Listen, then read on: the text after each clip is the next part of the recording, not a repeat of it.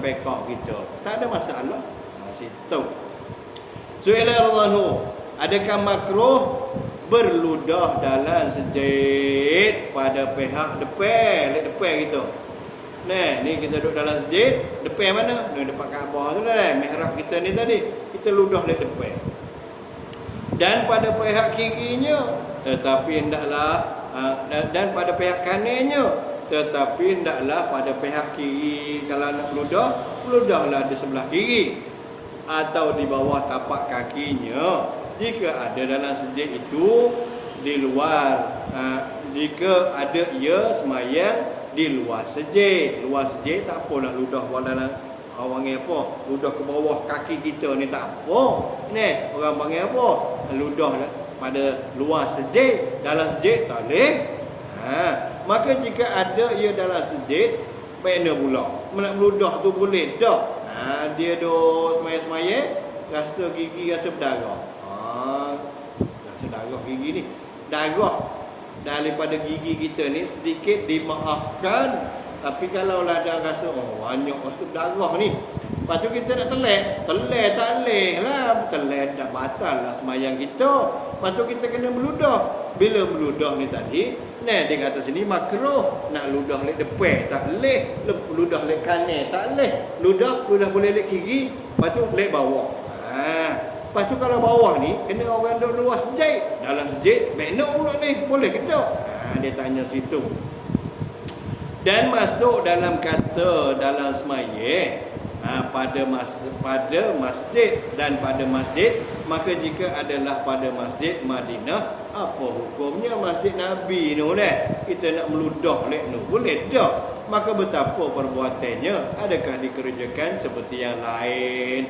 Ada cara lain baik, tak kena meludah baik, kena boh dalam kocek ke, boh di tisu ke, kau kena ke? Maka dia jawab, maka jika ada ia semayang dalam sejid, ia ludah pada tepi kainnya yang sebelah kiri. Kain, mana kain? Kain baju pun boleh, kain juga. Kain lek pakai kain sarung pun boleh juga. Maka kita ludah sebelah kiri. Kalau ada terosak ni, tengok belah kanan. Itu.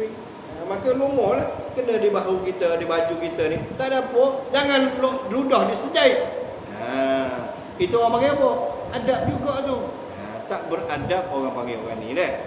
Maka ludahlah daripada sebelah kanan dia, sebelah kiri dia pada kain dia. Kemudian digosok-gosoknya hingga kering dah. 1, 2. Kalau anggota kecil tak apalah gosok-gosok gitu dah. Jangan duk gerak ke angin ni. Gerak tangan sampai anggota besar bergerak, batal pula semayang kita. Maka jika ia ludah dalam sejid, iaitu haram, berdosa, tak boleh, dan kibaratnya ditanamkan dia. Kalau masjid latar tanah, tak apalah. Ni kita ludah, lepas tu kita kambuh tanah. Dan jika tiada tanahnya, ni mozaik, kapet, sejid tu tadi, seperti umpama batu atau dihamparkan batu, tiada boleh ditanamnya ludah tu, maka hendaklah digosok-gosoknya hingga kering. Gonyollah dengan kaki kita ni tadi. Tapi janganlah dalam semayang tu tadi. Lepas pada semayang pun tak apa. Seperti hukum tanam, iaitu kambuh lah. Maka diistisnakan, iaitu dilepaskan daripada segala masjid, iaitu masjid Nabi. Masjid Nabi tak boleh. Maka bahawasanya hendaklah ia berludah pada pihak tangan baju pihak kanannya. Pasal apa? Pasal lek belah kiri kalau masuk masjid Nabi, belah kiri ni makam Nabi. Kalau kita ludah belah ni, orang panggil tak beradab dengan Nabi SAW duduk di makam tu tadi. Maka di makam Nabi, maka di masjid Nabi kita kena berludah sebelah kanan. Walaupun tadi kata makruh, tapi hanya pada berlaku pada masjid Nabi, kita tak boleh ludah sebelah kiri. Dia kena sebelah kanan sebab dapat menghina kepada makam Nabi SAW. Kemudian digosok-gosok setengah dengan setengah. Dan sungguhnya makruh berludah di sebelah kiblat. Ngadap depan ni tak boleh. Dan sebelah kanan makruh. Kalau kita nak berludah, kita naik motor, kelip mayang ni nak berludah pun, jangan ludah belah kanan. Jangan ludah belah depan, ludahlah belah kiri. Nah, sama ada dalam sujud atau di luar sujud, bersamaan keduanya. Nah, dalam sujud, luar sujud, depan, kanan tak boleh. Nah, makruh. Nah, bukannya haram. Adapun makruh pada pihak kiblat, ya telah maklum, hendaklah kita ikramkan kiblat, kita memuliakan kiblat. Baik itu dalam kita dalam sujud pun, kaki kita jangan telunjuk ngadap kiblat. Nak lunjuk kepada kiri kanan tak ada masalah. Yang lunjuk kaki ngadap kiblat pun dilarang dalam agama kita. Dan makruh pada pihak kanan kerana kita muliakan pada malaikat yang pada pihak kanan. Raqib atid. Nah, kanan ni raqib. Jadi bila mana kita jangan meludah situ, kita memuliakan dia. Dan kerana apa tidak dipeliharakan pada malaikat sebelah kiri? Malaikat ada juga atid ni sebelah kiri. Kena boleh ludah belah kiri. Kerana meninggal masuklah seorang pada semayang, jauh malaikat pada pihak kirinya. Bila kita masuk semayang, malaikat indah, jauh. Dia cek daripada tubuh kita.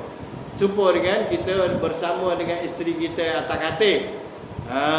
Kita duduk bersama dengan isteri kita atas katil, maka malaikat raqib dan atid 70 stor jauh pada kita. Dia duduk berkata tengok.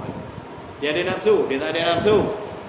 Bukannya dia mari tengok kita dah buat apa dengan isteri kita, dia mari harum. Tak, dia tak ada nafsu. Maka dia duduk jauh. Lepas pada tu dia mari duduk semula dengan kita dah. Begitulah juga kita dalam semayang, yang sebelah kiri dia duduk jauh pada kita. Maka dibolehkan untuk kita meludah sebelah kiri hingga selesai semayang. Maka datang ia pada tempat yang tiada mengena akan dia suatu pada yang demikian itu. Maka kita ludah pada ketika semayang sebelah kiri, kena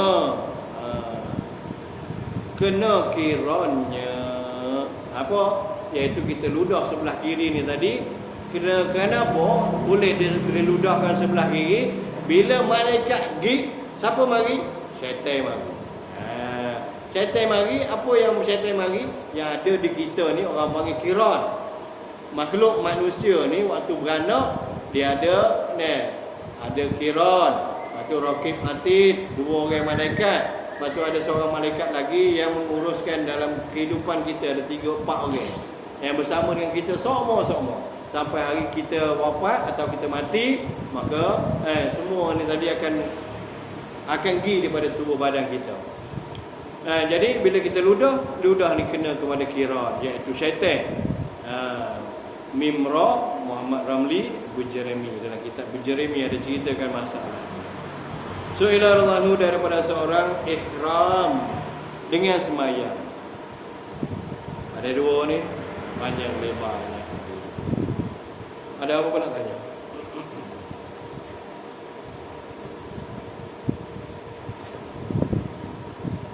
Bismillahirrahmanirrahim. Alhamdulillah